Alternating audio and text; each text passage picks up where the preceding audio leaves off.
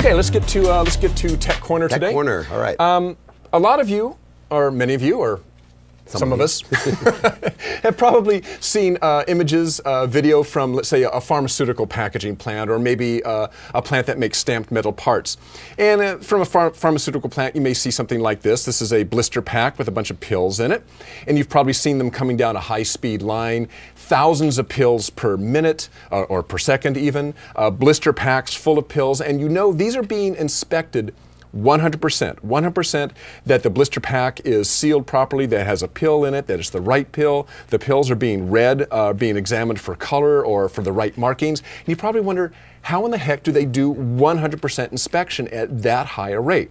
That's what today's Tech Corner is all about. They use one of these.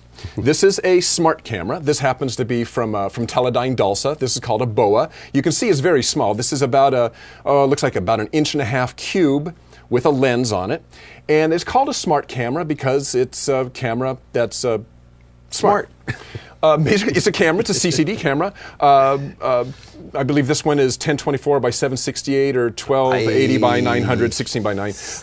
Yeah. And all the smarts for doing the data acquisition, the data comparison, data analysis, and controlling the disposition of the part that's being measured is all in the camera. These cameras run autonomously. Once they're programmed, they don't need to be connected to a computer. They can actually control the line within the guts of the camera itself.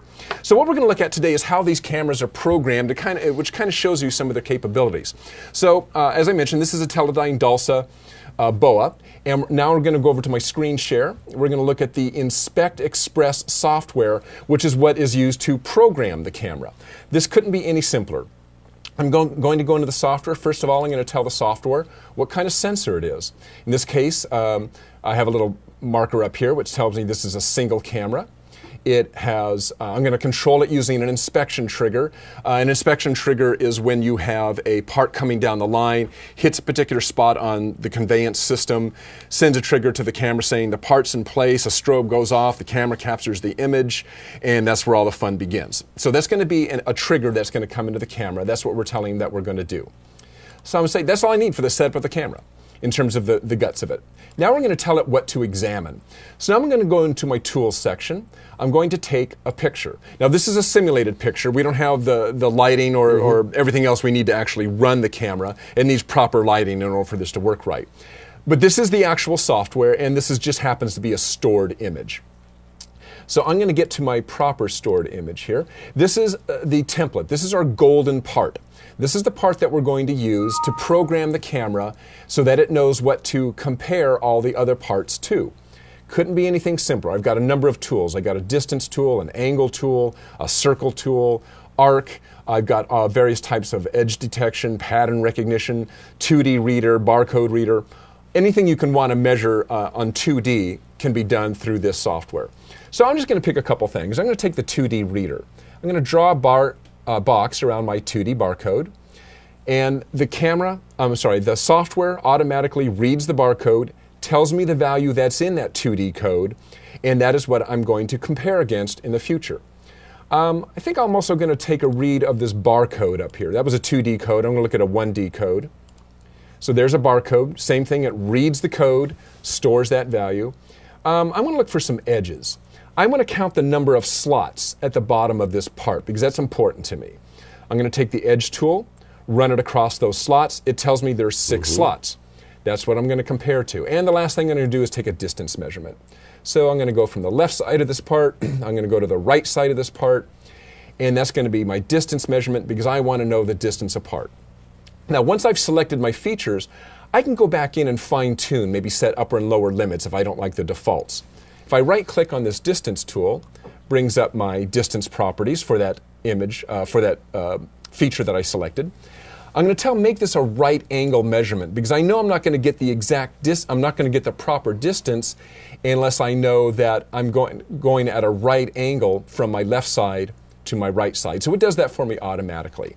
Finally, I want to tell the scale that I'm operating in. Remember, a camera only sees pixels. Camera only knows how many pixels it is. It doesn't really know what the dimension is. So I got to tell it an appropriate dimension.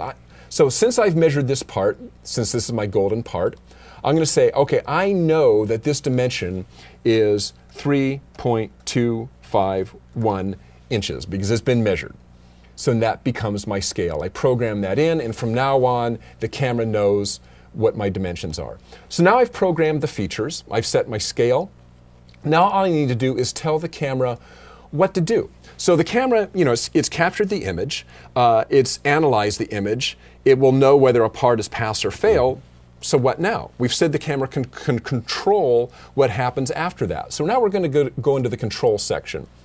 In here, the camera already has some built-in simple digital I/O in and out, and that can control the simple sorting mechanism for pass or fail. What's more important is that it has an Ethernet connection on the back of it and can connect into your actual production system and control PLCs. It can control pretty much any PLC that's out there. So if I bring up my drop-down menu, I can see we can control Modbus or Ethernet IP or Control Logics or GE FANUC, Modman, Melsec, or Omron. So if you're a manufacturer and you have automation, you have one of those PLCs, or you're adaptable to them. So we select our PLC and we run we program our script for that PLC so that depending on the outcome of the comparison test after it captures an image, it knows how to dispose of that part, what it does for a pass, what it does for a fail, if it wants to recycle a part. And that's about it. The camera is now programmed. It can be disconnected from the computer, put on the line. It is now fully autonomous. Standalone. So, but if you did have a computer connected to it, what would it look like? Well, we can run this part now. So I can step through my parts here, and if I do that, you can see at the bottom we get big pass fails. So let's look at our first part. Obviously, it's going to pass because it was our golden part. Right. If I go to our next part, this one fails because it has the wrong number of slots across the bottom. Our next part passes, our next part fails because the distance across the part is wrong. So all of this data, all of this is being captured within the camera. So what this means is that you can program a group of cameras with one computer, program multiple cameras for multiple lines, looking at multiple parts, tell the camera exactly how you want it to control the line, put that camera on the line, disconnect it from the computer, and the camera itself, this little goodie right here, is actually controlling the line or that section of the line. That's why they call it a smart camera, and that is how they do high-speed vision inspection on a very high-speed line. By the way, these things measure in milliseconds, so it's very, very quick. It's incredible. It's incredible. Yeah. A lot of power packed into a very small package there. Yeah, and that's the thing. Yeah. Talk about more information overload. Oh, that's great. But definitely in a good way. No, definitely in a good way. That's great. Well, thanks, sir. Great. As usual, a well-presented Tech Corner.